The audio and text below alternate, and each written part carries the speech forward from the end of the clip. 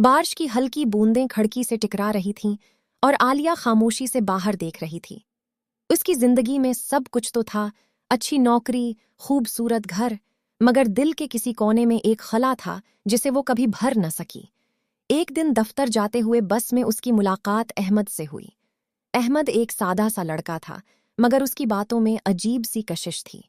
वो हर छोटी चीज में खुशी तलाश कर लेता था। आलिया को उसकी यही बात सबसे ज्यादा पसंद आई। दिन गुजरते गए और दोनों की दोस्ती गहरी होती गई।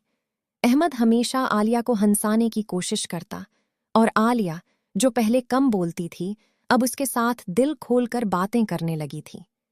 एक शाम, जब वो दोनों पार्क में बैठे थे, अहमद ने आसमान की तरफ देखते हुए कहा, कभी सोचा है, हम जिंदगी में अकेले नहीं होते, बस हमें सही हमराही की जरूरत होती है। आलिया ने मुस्कुराकर उसकी तरफ देखा, मगर कुछ कहा नहीं। उसके दिल में एक अजीब सी खुशी उतर रही थी।